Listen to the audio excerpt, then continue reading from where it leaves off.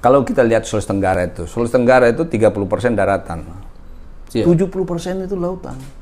Sehingga kalau kita melakukan penataan seyogyanya yang perlu ditata dan pasti akan dirasakan oleh semua masyarakat Sulawesi Tenggara, yaitu di daerah lautan. Bapak lihat sekarang kenapa saya senang berada di laut? Karena memang saya dari kecil senang di laut. Makanya saya melakukan kunjungan-kunjungan dan melakukan melihat potensi-potensi yang ada di lautan itu. Maka yang harus kita kembangkan ke depan potensi 70% ini. Iya, potensi 70% ini. Gitu loh. Iya, kebetulan jauh melekat dalam diri Bapak gitu. Betul. Bapak kan lihat sekarang saya sudah sering ke laut terus kan gitu. Jadi sebenarnya kalau kita ingin melakukan itu, kita harus cintai dulu laut.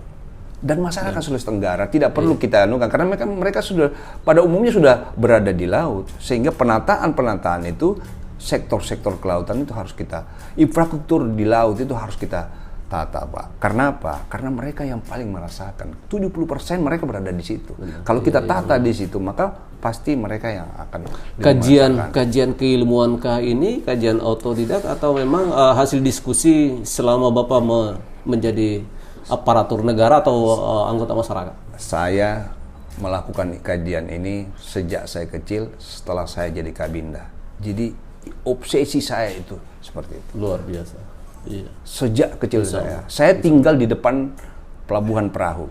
Pelabuhan perahu itu saya melihat. Di situ ada tugu, Pak. Kita selalu melihat. Saya setiap pagi itu, Pak. Saya itu nongkrong di situ. Saya melihat pasar tradisional di pantai itu, di Tugu itu, di situ bagaimana mereka menjual ayamnya, mereka menjual ininya, dan mereka tuh sangat waktu pada saat itu sangat ramai. Nah, itu kalau melihat dari itu potensinya sebenarnya mereka lebih banyak. Masih untuk pendongkrak ekonomi, peningkatan ekonomi masih bisa dilakukan. Pada saat itu mereka bisa melakukan itu. Bagaimana kalau kita seandainya melakukan ada intervensi sentuhan, maka jauh lebih bagus. Itu sejak kecil saya berada melihat di situ. Nah, setelah saya jadi Kabinda, 3,5 tahun saya berada di sini. Sebelum itu saya jadi Danrem, Pak. Danrem juga saya 1 tahun 8 bulan berada di sini.